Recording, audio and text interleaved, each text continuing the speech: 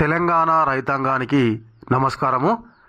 ఇవాళ మన ముచ్చట ఏంటంటే, రాష్ట్ర ప్రభుత్వం ఏమో 2 లక్షల వరకు ఉన్నటువంటి రుణాలను మాఫీ చేశాము, తెలంగాణలో ఇక రుణమాఫీ కథ ముగిసినట్టే అంటుంది. మరి కొంతమంది ఏమో ఇక మాకు కాలేదు అని చెప్పేసి అంటాళ్ళు. మరి వాళ్ళని అయితే ఈరోజు మన వీడియోలోకి అయితే పట్టుకొచ్చిన. మరి అది నిజమా కాదా అనేది మీరే చెప్పాలి. ఎందుకు మిమ్మల్ని చెప్పాలంటున్నా అంటే, మరి మీకు కూడా రుణమాఫీ జరిగిందా జరగలేదా అనేది కిందనైతే కామెంట్ చేయర్రి. జరిగిందని కామెంట్ చేయర్రి, జరగకపోతే జరగలేదని కామెంట్ చేయర్రి.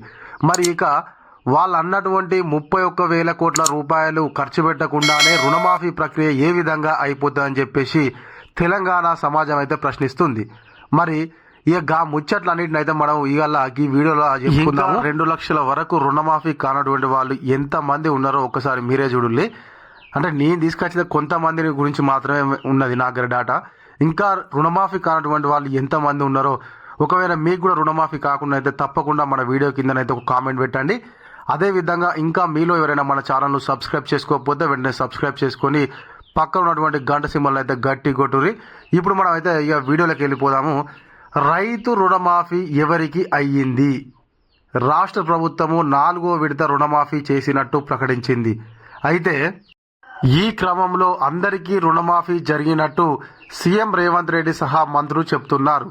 అయితే చాలా మంది రైతులు మాత్రం తమకు రుణమాఫీ కావడం లేదని ఆవేదన వ్యక్తం చేస్తున్నారు. వాళ్ళకు రుణమాఫీ కాలేదని ఆవేదన వ్యక్తం చేస్తున్నారు. మరి ముఖ్యమంత్రి మంత్రులేమో రుణమాఫీ ప్రక్రియ అయిపోయినట్టే అందరికీ జరిగింది అంటారు. మరి మొట్టమొదలేమో మీరన్న 31,000 కోట్ల రూపాయలు ఏమైనాయి? 25,000 కోట్లతోనే రుణమాఫీ ప్రక్రియ ఏ విధంగా ముగిసినట్టు అనేది ఒక చిన్న విషయం చెప్తే బాగుంటుంది. అయితే మీరన్నట్టుగా బ్యాంకుల తప్పిదం వల్ల జరిగింది అయితే ఇది కాదు. ఎందుకనంటే వాళ్ళ దగ్గర ఉన్న డాటా ప్రకారమే వాళ్ళు ఇస్తారు తప్ప వేరేదైతే ఇవ్వరు. మీరు ఏదో బ్యాంకుల మీద నెట్టేసి మీరు చేతులు దులుపుకుందాం అనుకుంటేనైతే అది కరెక్ట్ కాదు. 31,000 కోట్ల రూపాయలు అవసరమవుతాయి అన్నటువంటి మీరే ఇప్పుడు 25,000 కోట్లతోని సంపూర్ణ రుణమాఫీ జరిగిందని ఏ విధంగా చెప్తున్నారు? మరి ఇప్పుడు రుణమాఫీ కాలేదని చెప్తున్న వారి సంగతి ఏంది? ఇక 2 లక్షల పైన రుణమాఫీ గురించి మాట్లాడితే ఇక దాని గురించి అయితే ఊసేయలేదు. ఆ విషయం కూడా మనకు చాలామంది అయితే చెప్పారు. దాని గురించి కూడా ఇప్పుడు మనమైతే ఒకసారి మాట్లాడుకుందాం వీడియోలో. రాష్ట్ర ప్రభుత్వము 4వ విడత రుణమాఫీ చేసినట్టు ప్రకటించింది. ఈ క్రమంలో అందరికీ జరిగినట్టు సీఎం రేవంత్ రెడ్డి సహా మంత్రులు చెప్తున్నారు. అయితే చాలా మంది రైతులు మాత్రం తమకు రుణమాఫీ కావడం లేదని ఆవేదన వ్యక్తం చేస్తున్నారు. వ్యవసాయ కార్యాలయాలు, బ్యాంకుల చుట్టూ తిరుగుతున్నారు. 2 లక్షల లోపు రుణం కూడా తమకెందుకు కావడం లేదు అని అధికారులను ప్రశ్నిస్తున్నారు. అయితే పాపం చాలా మంది అన్నదాతలు అయితే వీళ్ళు ఎప్పుడైతే రుణమాఫీ ప్రక్రియ క్లోజ్ అయిపోయింది ఇక తెలంగాణలో అని చెప్పి అనడంతోనే ఇంకా 2 లక్షల లోపు రుణమాఫీ కానటువంటి వాళ్ళు మేము అర్హులం అయ్యుండి కూడా మాకు ఎందుకు రుణమాఫీ కాలేదని చెప్పేసి బ్యాంకుల చుట్టూ అధికారుల చుట్టూ తిరిగితే వాళ్ళనైతే ఎవరు పట్టించుకున్న పాపానైతే పోలేదు. అయితే వాళ్ళకి ఇప్పుడు అవసరం ఉండదు కదా, వాళ్ళకి అవసరం ఉన్నప్పుడు మాత్రమే పట్టించుకుంటారు అన్నమాట. మరి మీకు రుణమాఫీ ఎందుకు కాలేదు, దానికి గల కారణాలు మేము చెప్తాము, రాష్ట్ర ప్రభుత్వంతో మాట్లాడతామని చెప్పేసి అయితే ఏ ఒక్క బ్యాంక్ అధికారి కానీ లేకుంటే ఏ ఒక్క మిగతా అధికారులు కానీ చెప్పడం లేదు అన్నదాతలకైతే. సాంకేతిక కారణాలు చెబుతూ అధికారులు దాటవేస్తున్నారు. అన్నదాతలు మాత్రము అయోమయంలో పడ్డారు. 3 విడతల్లో పేరు రాని వారు 4వ విడత జాబితా కోసం ఎదురు చూస్తున్నారు. అందులో అయినా తమ పేరు వస్తుందేమోనని ఎంతో ఆశతో ఉన్నారు. వారి ఆశలపై ప్రభుత్వం నీళ్లు చల్లింది. తమకు మాఫీ ఎందుకు కాలేదో తెలియడం లేదంటూ పలువురు రైతులు ఆవేదన చెందుతున్నారు. అయితే చాలామంది అయితే వాళ్ళకు ఆల్రెడీ కుటుంబ నిర్ధారణ జరిగి 2 లక్షల లోపు రుణమాఫీ ఉండి అన్ని విధాల అర్హులై ఉండి కూడా వాళ్ళకైతే రుణమాఫీ అనేది జరగలేదు. అయితే రుణమాఫీ ప్రక్రియలో కొంతమందికి జరిగింది, ఓకే సంతోషం. కానీ మిగతా వాళ్లకు అర్హులయ్యుండి కూడా మీరు ఏదైతే సాంకేతిక కారణాలు వల్ల కొంతమంది కాలేదని చెప్పేసి 4,50,000 మందికి కాలేదని చెప్పారో, మరి ఆ 4,50,000 మందికి అయితే ఇప్పుడు ఈ 4వ విడతలో రుణమాఫీ జరగలేదు. దరిదాపుగా 1,00,000 లోపు ఉన్నటువంటి వాళ్ళకు కూడా రుణమాఫీ జరిగినటువంటి వాళ్ళు అయితే చాలా మంది ఉన్నారు. ఒక అన్నదాతకైతే 55,000 రూపాయల రుణమాఫీ కూడా కాలేదట. అసలు అతని ఆవేదన ఏందో ఒక్కసారి మనం చూద్దాము. నా బ్యాంకు ఖాతాకు జాటోత్ రమేష్ అనే అతడి ఆధార్ నంబర్ను అధికారులు నమోదు చేశారు. 4 నెలల నుంచి పిఎస్ఎస్ ఏఓ ఆఫీస్ చుట్టూ తిరిగితే తప్పును సరిదిద్దేందుకు దరఖాస్తు చేసుకోమన్నారు. ఇప్పటి వరకు అధికారులు నా ఖాతాను వేరే వ్యక్తి ఆధార్ నెంబర్ తొలగించకపోవడంతో నాకు 55,000 రుణమాఫీ కాలేదు. పేద రైతుకు అన్యాయం చేస్తే కుటుంబం ముసురు తగులుతుందని చెప్పేసి అయితే ఆ రైతు ఆవేదన వ్యక్తం చేస్తున్నారు. అసలు అతని పేరు జరిపోతుల రమేష్ అట, కొమ్ముల వంచ రైతు. అయితే అతని యొక్క మన బ్యాంక్ అకౌంట్కు వేరే అతని ఆధార్ కార్డు లింక్ చేయడం వల్ల లింక్ చేసినటువంటి తప్పు ఎవరిది? అది అధికారులది. అధికారుల వల్ల నష్టపోయినటువంటి వాళ్ళు ఎవరు? రైతు. ఒకవేళ ఇప్పుడు ఆ రైతు కనుక ఆ 55,000 రూపాయలను కట్టకపోతే బ్యాంకు వాళ్ళు ఊకుంటారా? మరి వాళ్ళు చేసినటువంటి తప్పుకు బలైపోయిన రైతు పరిస్థితి ఏంటి? ఇలాంటి వాళ్ళను వెంటనే విధుల నుంచి తొలగించాలి. ఎందుకనంటే అతను చేసిన తప్పు వల్ల నష్టపోయినటువంటి రైతుకు పరిష్కారం ఎవరు చూపిస్తారు? ఇప్పుడు వాళ్ళు ఏమంటారు? అనుకోకుండా సాంకేతిక కారణాల వల్ల జరిగింది. ఇది సాంకేతిక కారణాల వల్ల జరిగింది కాదు, అధికారుల తప్పిదం వల్ల జరిగినటువంటి తప్పు. కాబట్టి దీనికి పూర్తి బాధ్యత ఖచ్చితంగా ఎవరైతే అధికారి ఉన్నాడో అతను దీనికి బాధ్యత వహించి అతని యొక్క రుణమాఫీ జరిగే విధంగా చూసుకోవాలి. ఇంకొక రైతుకు అయితే 80,000 రూపాయలు మాఫీ కాలేదు.